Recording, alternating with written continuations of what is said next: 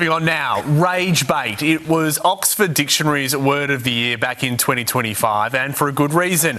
Digital content designed to make you angry for views is everywhere. It certainly is, in a world where keeping eyes glued to social media is how platforms make their money.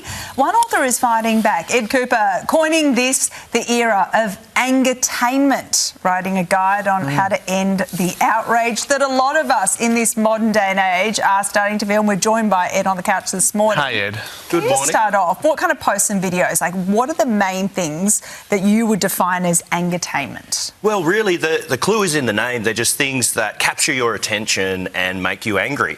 And I think anyone viewing sees this kind of stuff all the time. And some of it can be, you know, big political topics, some politician trying to get you angry at their opponent. But a lot of it's really small. You know, I asked on the way in, Coco from your show said that she just saw some rage bait with people putting on those meta glasses and going around a shopping centre and picking fights with the staff.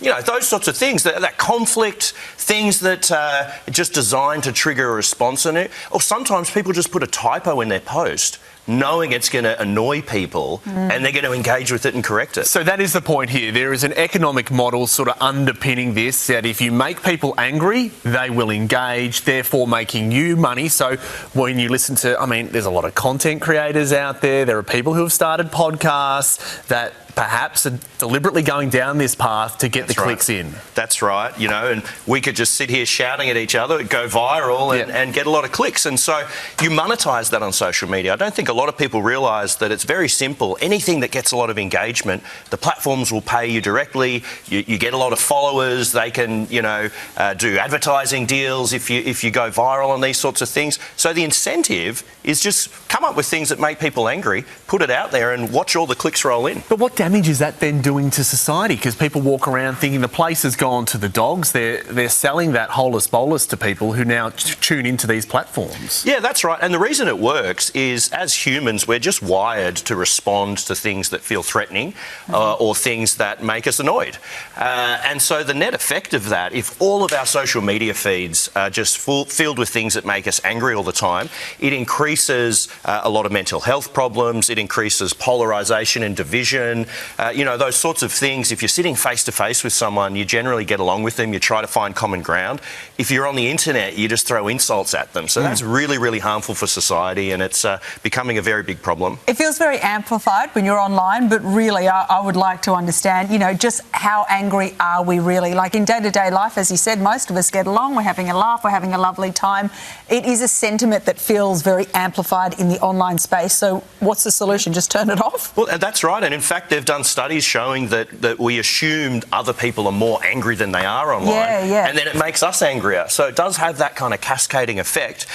Now, the solutions, you know, there's a lot of them. Obviously, as an individual, step outside, touch the grass, have a real conversation. Don't forget your real-life friends. But as a society, we've got to kind of fix these incentives on these platforms that reward really harmful content. We've got to remove those rewards, and that comes from us, from our politicians, you know, regulating the platforms. They're not going to do it by themselves, so there's a lot of work to do there. Make them healthy places to inhabit, not harmful places. But it feeds itself, doesn't it? So these people, therefore, get more clicks, they become bigger on their platforms, and they start wielding a bit more influence in a lot of societal discussions. And you can add politicians into that mix too, because some of them lean very much into this. That's right, and we've all seen, you know, high-profile examples recently in Australia in the media and politics. Name them. I haven't seen one. The type of people that are doing very well globally right now in politics. You think of Trump in the US, Nigel Farage in the UK, Pauline Hanson in Australia.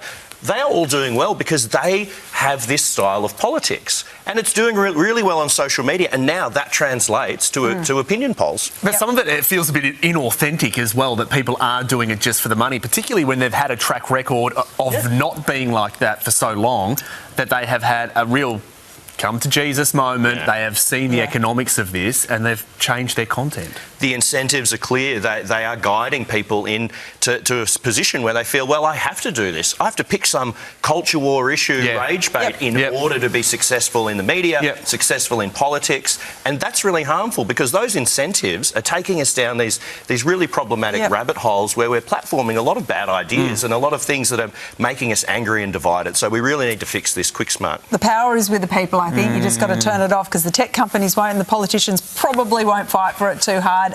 Thanks for your insights. Yes, thanks. And you look so happy. Yeah. Look at that. Oh, you have to. There's no angertainment. No, I hate him. happy-tainment. Ed, no, he's made me furious after that. You've never been furious in your life. Thank you, Ed, as always, Ed. mate. Thanks, guys. Cheers.